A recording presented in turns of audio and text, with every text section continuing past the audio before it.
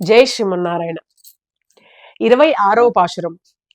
மாலேமணி வண்ணா மார்கழி நீராடுவான் மேலையார் செய்வனகள் வேண்டுவன கேட்டியேல் ஞாலத்தை எல்லாம் நடுங்கு முரல்வன பாலன்ன வண்ணத்து உன் பாஞ்ச சென்னியமே போல்வன செங்கங்கள் போய பாடுடையனவே சேலப் பெரும் பறையே பல்லாண்டி சைப்பாரே கோல விளக்கே கொடியே விதானமே ఆలినిలయాయ్ అరుళేలో రెంబావాయ్.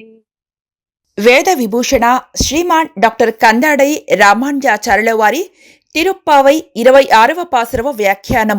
ఆశ్రిత వ్యామోహము కలవాడా, ఇంద్రనీలమణిని పోలిన కాంతి స్వభావము కలవాడా, చిన్న మర్యాకుపై పరుండి అఘటిత ఘటనా సామర్థ్యము కలవాడా, మేము మార్గశీర్ష స్నానమును చేయగోరి ఆ వ్రతమునకు కావలసిన పరికరములను కోరి వచ్చాము. ఈ వ్రతమును పూర్వులు ఆచరించి ఉన్నారు. నీవు విన్నచో కావలసిన పరికరములను తెలిపెదము. ఈ భూమండలమంతయు వణుకున్నట్లు శబ్దము చేయు పాలవలే తెల్లనైన నీ పాంచజన్య శంఖమును బోలిన శంఖములు, విశాలమగు చాలా పెద్ద పర, మంగళగానము చేయు భాగవతులు, మంగళ దీపములు, ధ్వజములు, మేలుకట్లు కావలేను. దయచేసి ప్రసాదింపుము. ఇచట శ్రీకృష్ణునికి మణికి పోలిక చెప్పబడింది. మణి ఉన్నవారు ఉన్నవారుగా, మణి లేనివారు లేనివారుగా పరిగణింతురు. భగవంతుడు కలవాడను వారు ఉన్నవారు, భగవంతుడు లేడను వారు లేనివారుగా ఉందురు. మణి ఉన్నవారిని అందరూ గౌరవిస్తారు. భగవంతుని భక్తునికి అందరూ దాసోహమంటారు. గొప్పవారు ధరిస్తారు, చిన్నవారు అమ్ముకొని బ్రతుకుతారు. అలాగే భగవంతుని అనుభవించి ఆనందించేవారు, భగవంతుని నలుగురికి తెలిపి ధనము సంపాదించేవారు ఉంటారు. ఇచట స్నానమనగా భగవద్గుణాశ్లేషమే అని తెలుసుకోవాలి. ఇది కూడా ప్రపన్నులు ఆచరించు కైంకర్యముగా తెలుసుకోవాలి. అనగా కర్మలను త్యజించగా ఫలసంగ కర్తత్వ త్యాగపూర్వకముగా ఆచరించుటే ఈ స్నానము అని అభిప్రాయము. ఇచట శంఖమనగా ప్రణవము. ప్రణవము భగవత్ శేషత్వమును బోధిస్తుంది. కైంకర్యము లేనిదే శేషత్వము నిలువదు. కావున ప్రణవ శబ్దమునకు కైంకర్యము అర్థము. ఆ కైంకర్యములు పలు విధాలుగా ఉండుటే పలు శంఖములు అడుగుటలో ఓ తాత్పర్యము. ఇక చాలా పెద్ద పర అనగా అష్టాక్షరిలోని నమః పదము.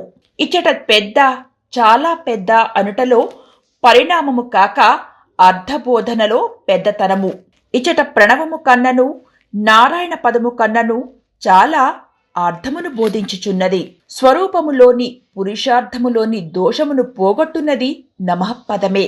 కావున చాలా పెద్ద పర అనగా నమః పదమని తెలుసుకోవాలి. కైంకర్యములోని ఆనందము శ్రీహప్పతికే కాని తనకు కాదని బోధించి వాని దోషమును తొలగించును. పండులోని గుణములు భోక్తకు ఆనందమునిచ్చుగాని పండుకు ఇయ్యజాలవు కదా. నమః పదము ఇటు ప్రణవములోను అటు నారాయణ పదములోను అన్వయించినది కావున చాలా పెద్దది అని అభిప్రాయము. ఇక పల్లాండి సైప్పారే అనగా మంగళమును పాడువారు, అనగా పరమ భాగవతోత్తములతో సహవాసము, అనగా సత్సంగతి. సత్సాంగత్యమే పురుషార్థ సీమను చేరుస్తుంది. పరమాత్మను సేవించు వారికి కార్యసిద్ధి కలగకపోవచ్చును కాని భక్తులను సేవించేవారికి తప్పక కార్యసిద్ధి కలుగుతుంది. కోలవిలక్కే అంటే అందమైన మంగళదీపము. ఇతర పదార్థముల యథార్థ స్వరూపమును ప్రకాశింపచేయునది దీపము. జీవుని భగవత్ శేషత్వము మంగళదీపము. దీని సౌందర్యమనగా భాగవత శేషత్వ జ్ఞానమని తెలియజేయుటే.